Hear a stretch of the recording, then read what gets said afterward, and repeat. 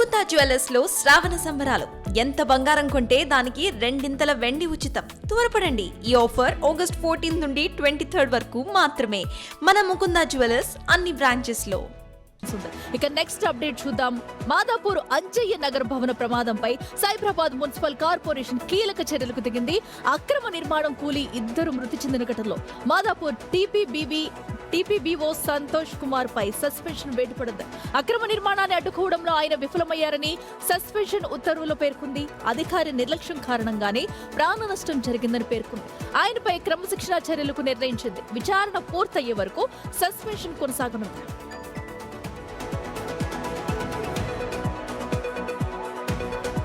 ఇక మాదాపూర్ లో చోటు చేసుకున్న భవన నిర్మాణం కోల్పోయిన తర్వాత అటు ఏదైతే అధికారులపై చర్యలు తీసుకుంటున్నారు, అటు సంతోష్ కుమార్ పై ఇప్పటికే వేటు పడింది. అంజయ్ నగర్ లో నిర్మాణంలో ఉన్న 7 అంతస్తుల భవనం కుప్పకూలిన ఘటనలో ఇద్దరు చనిపోయారు. సో ఇద్దరు చనిపోవడంతో కూడా ఈ కీలక నిర్ణయం తీసుకున్నారు. అయితే ఇంకా 50 గజాల స్థలంలోనే 7 అంతస్తుల భవనాన్ని నిర్మించారు. దీంతో ఒక్కసారిగా భవనం పూర్తిగా కుప్పకూలిపోయింది. ఈ ఘటనలో ఇద్దరు కార్మికులు మృతి చెందడంతో అధికారులు అప్రమత్తమయ్యారు. ఒకసారి మన బిల్డింగ్ ను కూడా పరిశీలించవచ్చు.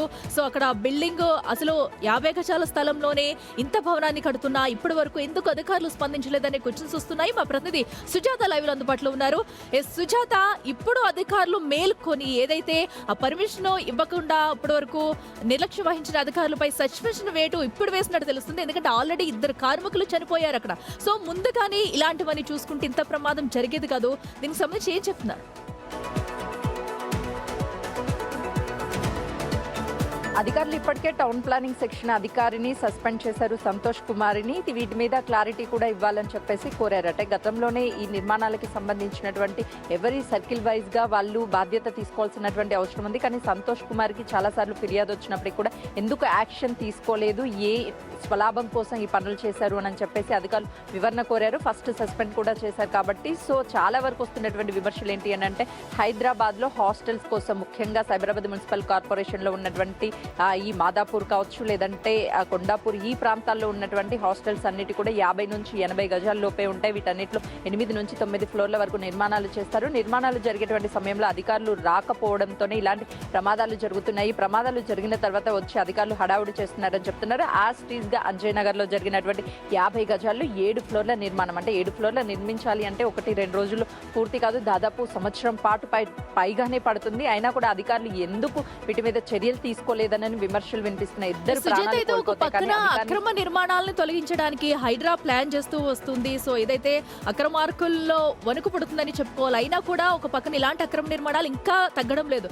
మరి ఇప్పుడు ఈ ఘటన అనంతరం అయినా ఇంకా మరిన్ని అక్రమ నిర్మాణాలు గుర్తించే ఛాన్స్ ఉందా? ఏరియాలో ఇంకా ఎక్కడైనా తనిఖీలు చేసే ఛాన్స్ ఉందా?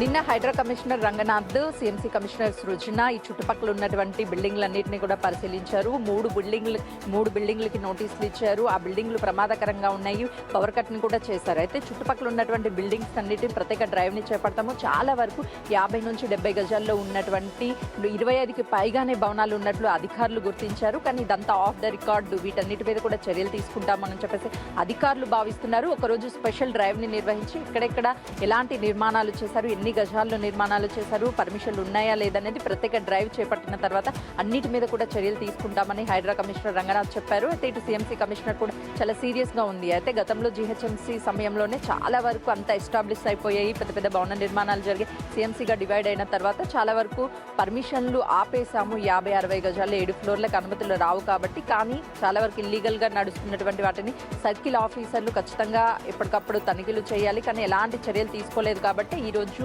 ఈ చర్యలు తీసుకున్నాము, అధికారిని సస్పెండ్ చేశాము అని చెప్పేసి అటు సిఎంసీ కమిషనర్ చెప్తుంది. కాబట్టి రానున్నటువంటి రోజుల్లో ఖచ్చితంగా డ్రైవ్ నిర్వహించి చుట్టుపక్కల ఉన్నటువంటి అన్ని అక్రమ నిర్మాణాలను కూడా నేలమట్టం చేస్తామని అధికారులు చెప్తున్నారు. Right Sujatha, thank you. చూస్తున్నాం కదా, ఏదైతే అక్రమ నిర్మాణ కట్టడం వల్లే ఈ రోజు అయితే ఆ భవనం కుప్పకూలిపోయింది. ఒక పక్కన హైడ్రా ఏమో అక్రమ నిర్మాణాలు తొలగించేందుకు ప్రయత్నాలు చేస్తూ ఆ భవనాలను గుర్తించి నోటీసులు ఇస్తుంది. మరో పక్కన ఇంకా అక్కడక్కడ ఇలాంటి నిర్మాణాలు పుట్టుకొస్తున్నాయి. దీనివల్ల ఇప్పుడు అక్కడ 2 కార్మికులు మృతి చెందారు. సో మీరు కూడా ఒకసారి గమనించండి, మీ చుట్టుపక్కల ఎక్కడైనా కూడా అక్రమ నిర్మాణాలు కడితే కనుక ఒక్కసారి ఫిర్యాదు చేయండి. హైడ్రా కూడా ఫిర్యాదు చేయడానికి నేరుగా నెంబర్స్ కూడా అందుబాటులో ఉన్నాయి. ఫిర్యాదు చేస్తే కనుక ఇలాంటి ఘటనలు మరిన్ని చోటు చేసుకోకుండా ఉండే ఛాన్స్